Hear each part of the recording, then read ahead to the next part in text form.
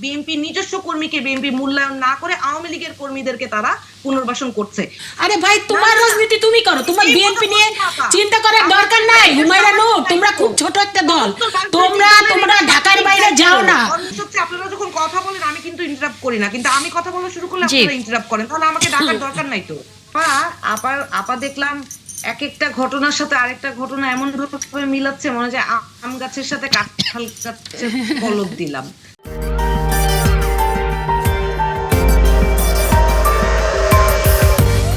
আজকেও বাংলাদেশে 4টি জায়গায়, প্রথম আলোতে রিপোর্টেড 4টি জায়গায় ছাত্রলীগের ঝটিকা মিছিল হয়েছে। এইটা একটা নিষিদ্ধ ছাত্র সংগঠন দেশের পরিস্থিতি অস্থির করার জন্য যখন তখন ঝটিকা মিছিল করে। আর আমাদের স্বরাষ্ট্রমন্ত্রী কি করছেন, উনারা প্রতিদিনই খবরে পাচ্ছি যে আওয়ামী লীগের 100 জন 500 জন 300 জন বিভিন্ন এলাকায় বিএনপিতে যোগদান করছে। অথচ উনাদের যদি তত্ত্বাবধানে বা উনাদের আশ্রয় প্রশ্রয় যদি আওয়ামী লীগের ঝটিকা মিছিল বের না হয়ে থাকে, তাহলে উনারা তো দেশের আইন শৃঙ্খলা পরিস্থিতি রক্ষা করার জন্য, সন্ত্রাসী কার্যক্রম বন্ধ করার জন্য কিছুই করছেন না। তাহলে কি স্বরাষ্ট্রমন্ত্রীর চুরি পরে বসে থাকা উচিত না? দুঃখিত এভাবে বলার জন্য। সারা বাংলাদেশে প্রতিনিয়ত আপনাদের তো নেতা বলেছেন যে যারা, আমি সেটাই বলছিলাম আমার ধরনের যে আপনাদের নাহিদ ইসলাম সাহেব তিনি তো বলেছেন যে ছাত্রলীগ করছে তারা যদি জয়েন করে অসুবিধা নেই। আমি বলছি ওই উত্তরটা আমি দিচ্ছি। সারা বাংলাদেশে যেভাবে ধর্ষণ এবং খুনের ঘটনা ঘটছে এবং খুদ বিভিন্ন মাজার মসজিদ মন্দিরে হামলা হচ্ছে, এইটা ইন্টারিম গভর্নমেন্ট থাকতে তখন ইন্টারিম গভর্নমেন্টের উপর দোষ চাপানো হতো। কিন্তু যেভাবে শুধু এপ্রিল মাসের দিকে যদি তাকাই 22টা জায়গায় মবের ঘটনায়, মানে বিভিন্ন জায়গায় মবের ঘটনায় 22 জন নিহত হয়েছে। স্বরাষ্ট্রমন্ত্রী কি করছিলেন বলেন? এখন আপনি যে কথাটার প্রশ্নের উত্তর জিজ্ঞেস করলেন যে নাহিদ ইসলাম বলেছেন যে আওয়ামী লীগ যারা আগে করতো তারা এনসিপি জয়েন করতে পারবে, দেখেন এইটার প্রশ্নের উত্তরটা উনি নিজেই দিয়েছেন। উনি বলেছেন যে আওয়ামী লীগের যারা অপরাধের সাথে জড়িত নয়, যারা সুবিধাভোগী না, যারা আওয়ামী লীগের এই অপরাধমূলক কর্মকাণ্ডের সাথে জড়িত না, তারা যদি সেই সমস্ত অন্যায়কে স্বীকার করে নিয়ে, এটা তো একটা রিকনসিলিয়েশন প্রসেসের রাস্তাটা আমরাই বলে দিয়েছি, আমরাই সর্বপ্রথম বলেছি যে there has to be a truth and reconciliation process. এই প্রসেসের মধ্যে দিয়ে আওয়ামী লীগের কেউ যদি আমরা কি ধরে নিব আপনাদের সঙ্গে যোগ দিলে মানে শুদ্ধ হয়ে এসছে, তাদের মধ্যে জি আমরা কি ধরে নিব যদি আপনাদের সঙ্গে যোগ দেয় আপনাদের দলে, তাহলে ধরে নিব শুদ্ধ হয়ে এসছে? আমরা তো দেখেছি আপনাদের একজন নেতা, তিনি একজন বহু বিতর্কিত সাবেক মেয়র চিটাগাংয়ের, তার বাসায় গিয়েও আমি শুনেছি তিনি জয়েন করার কথা ছিল, শেষ পর্যন্ত কেন করছে না? এটা একটু কি দ্বিচারিতা হয়ে যায় না?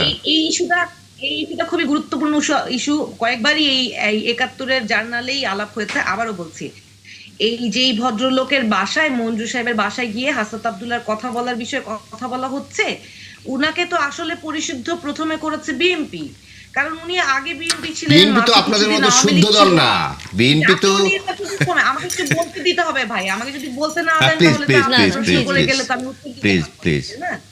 জাতীয় নির্বাচনের সময় মঞ্জু সাহেবকে তো বিএনপির সাথে দেখা গিয়েছে, উনি বিএনপির প্রচারণা করেছেন। এখন যদি উনি বিএনপির প্রচারণা করেন আর আমার দলের নেতা যদি উনার সাথে কার্টিসি মিটিং করে, সেটা যদি অন্যায় হয়ে থাকে, সেটা যদি আপনি যদি সেটাকে পরিশুদ্ধ করার কথা বলে থাকেন, তাহলে পরিশুদ্ধ তো বিএনপির হাত দিয়েই আওয়ামী লীগের হচ্ছে। কারণ সারা বাংলাদেশে এনসিপিতে আওয়ামী লীগের একেবারে চিহ্নিত অপরাধী কেউ জয়েন করছে, এরকম ঘটনা আসলে আমার নজরে নাই। আওয়ামী লীগের যারা ভালো মানুষ তাদেরকে কি আমরা দেশ থেকে তাড়িয়ে দেব? তাদেরকে কি আমরা জেলে নিয়ে যাব? সেটা কি হতে পারে? সেটা কি কেউ করবে, মানে সমর্থন করবে? সেটা তো অবশ্যই করবে না। সেই জায়গায় আমরা প্রথম থেকেই বলছি। কিন্তু এই যে এনসিপি বলেন, বিশেষ করে এনসিপি, তারা তো আওয়ামী লীগের কথা শুনলে কিংবা এই শুনলে তাদের গা জ্বালা ধরতো। কিন্তু এখন দেখছি এটা আবার ধরেন বিএনপির একজন পুরান ঢাকার আমাদের একজন যুব দলের বহিষ্কৃত নেতাকে তারা করলো, মানে তাদের দলে নিল। তখন তারা কিন্তু যখন আমাদের দলে ছিল তারা তাকে চাঁদাবাজ বলে চিহ্নিত করলো, কারণ ওখানে একটা ঘটনা ঘটেছিল, একটা ছেলেকে ওপেন রাস্তার মধ্যে যে ইট ছুঁড়ে ছুঁড়ে মারছিল। তো তখন কিন্তু ওই নেতাকে ওরা বলছিল যে ও হলো খুনি, ওর নেতৃত্বেই চাঁদাবাজি করতে গিয়ে একে হত্যা করা হয়েছে। এখন দেখেন সেই নেতাকে কিন্তু তারা ফুলের মালা দিয়ে এবং বড় বড় কথা বলে তারা কিন্তু বলছে। এখন কিন্তু আপনি একটা সর্বমহলে একটা পরিবেশ ফিরে এসছে, সবাই কিন্তু এনজয় করছে। আপনি দেখেছেন বিরোধী দল তো বলছে যে ওরা বললে তো হবে না, এইটাই তো স্বাভাবিক। এখন কিন্তু কারো মধ্যে ওই ধরনের আতঙ্ক বিরাজ করছে না, যে বিশেষ করে মেয়েদের মধ্যে। আরেকটা ব্যাপার হলো যে মব কালচার। আপনি দেখেছেন মাত্র 16 মাসের মধ্যে আমরা দেখেছি প্রায় 200-র মতো মাজার কিন্তু ভাঙা হয়েছে। হ্যাঁ, আপনি বলতে পারেন এখনো দুই এক জায়গায় হচ্ছে, যেমন মিরপুরে হচ্ছে। হ্যাঁ, ভাঙে যারা একই। এই যে হাসনাত আব্দুল্লাহ যে বড় কথা বললো, হাসনাত আব্দুল্লাহ সময় টিভিতে গিয়ে কি করেছিল? হাসনাত আব্দুল্লাহ হাইকোর্টে সুপ্রিম কোর্টে গিয়ে কি করেছিল? তার নেতৃত্বে প্রচুর মব সৃষ্টি হয়েছে তো বিভিন্ন জায়গায়। তো এখন হাসনাত আব্দুল্লাহ কাছ থেকে তো বড় বড় কথা এই জাতি শুনবে না। সেই জায়গায় আমি বলবো যে নতুন বন্দোবস্ত কথা বলে আপনারা পুরানো নিচ্ছেন, তার চেয়ে তো ভয়ঙ্কর বিষয় নিচ্ছেন। নতুন প্রজন্মের কাছ থেকে মানুষ কিন্তু মব কালচার থেকে অনেক দূরে, কিন্তু তারা আরো বেশি ভয়ঙ্কর রূপ ধারণ করেছিল। গাজীপুরে কি হয়েছিল? গাজীপুরে এক নেতার, আওয়ামী লীগের নেতার বাসায় গিয়ে করতে গিয়ে পরে তো দেখা গিয়েছে যে এনসিপির নেতারাই মানে আটকা পড়ে গিয়েছিল। তো এরকম কিন্তু বিভিন্ন জায়গায়, সমাজে প্রত্যেকটা জায়গায়, ঢাকা ইউনিভার্সিটির ওখানে এক মেয়ের অন্যান্য বিভিন্ন জায়গায়, তাহলে কি এনসিপি নেতাকর্মীরা মব তৈরি করছে বলে মনে করছেন? প্রচুর মব তৈরি না, এখন তো অনেকটা, যেটা ওদেরই একজন নেতা বলছিল, সারজিৎ বলছিল যে ইউনূস সরকার চলে গেছে, এখন তো বুঝতে পারবা কি যে চলে গিয়েছে। যখন তখন আমরা সচিবালয় যে ঢুকে পড়তাম, যখন তখন মন্ত্রীদের যা ইচ্ছা তাই বললে বাধ্য করতাম। এখন তো এগুলাতে, এখন তো ওরা সেটা করতে পারবে না। একটা গণতান্ত্রিক সরকার আসলে, এবং যেই সরকারের জনসমর্থন আছে, যেই সরকারের একটা বিরাট রাজনৈতিক ফোর্স আছে, এখন চাইলেই তো ওরা যা খুশি তাই করতে পারে না। আর ওরাও তো অনেক ছোট হয়ে আসছে, ওদের পৃথিবী কিন্তু অনেক ছোট হয়ে আসছে। কারণ ওদের পৃথিবী যদি ছোট হয়ে না আসতো, নেপালে আমরা দেখি যে এই তরুণরাই কিন্তু সরকার গঠন করেছে, আর ওদের মাত্র 6টা সিট নিতে হলো, সেটাও কিন্তু জামাত ইসলামের কাঁধে ভর করে। তো ওদের পৃথিবী অনেক ছোট হয়ে আসছে। জি, হুমায়রানুর। আচ্ছা, আপা দেখলাম এক একটা ঘটনার সাথে আরেকটা ঘটনা এমন ভাবে মিলাচ্ছে, মনে হয় আম গাছের সাথে কাঁঠাল গাছের কলপ দিলাম। উনি যেই ঘটনাটা সার্জিসের যেই কথাটা বললেন যে ইন্টারিমের সময় আমরা যত আরামে ছিলাম, যখন যে যা খুশি দাবি নিয়ে রাস্তায় নেমে পড়তাম, এখন আর সেই সুযোগ হবে না, কথাটা সে যথার্থ বলেছে। That was a sarcasm. এখন আপারা এত বিজ্ঞ রাজনীতিবিদ, এত আগে বুঝে, তাই উনি বলেছেন যে এই স্বরাষ্ট্রমন্ত্রীর আমলে অন্তত আগের স্বরাষ্ট্রমন্ত্রীর মতো অস্থির পরিস্থিতি থাকবে না। এই স্বরাষ্ট্রমন্ত্রী অন্তত দেশের এই অস্থিতিশীল পরিস্থিতি শক্ত হাতে দমন করবে, সেই প্রত্যাশা থেকে সার্জিস আলম এই কথাটা বলেছেন।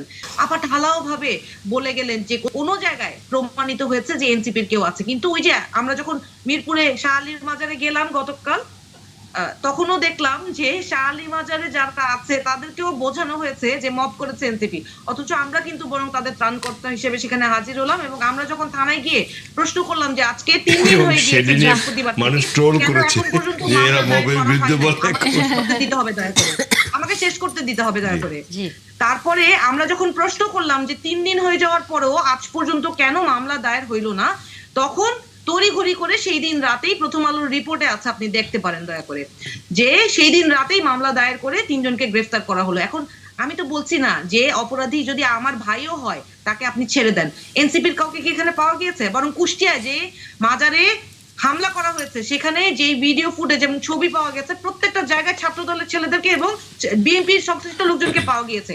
এই যে একটু আগে আপা বললেন আমরা নাকি এখন মাইনাসের দিকে আছি, বিশ্বাস করেন আপা, সারা বাংলাদেশে মানুষ যে ভালোবেসে এবং নিজ আগ্রহে আমাদের দলে যোগ দেওয়ার চেষ্টা করছে এবং যোগ দেওয়ার জন্য যোগাযোগ করছে, এইটা আপনি একটু জাস্ট, আপনারা হয়তো মনকে বোঝানোর জন্য বোঝানোর চেষ্টা করছেন, কিন্তু শুধুমাত্র সংস্কারের এজেন্ডায় এবং বিএনপির সংস্কারের বিপক্ষে অবস্থান নেওয়ার কারণে এই মানুষ যারা বিএনপি করেছে এক সময়, তারাই এখন বিএনপিকে আর সমর্থন করতে পারছে না। কারণ বিএনপি নিজস্ব কর্মীকে বিএনপি মূল্যায়ন না করে আওয়ামী লীগের কর্মীদেরকে তারা পুনর্বাসন করছে।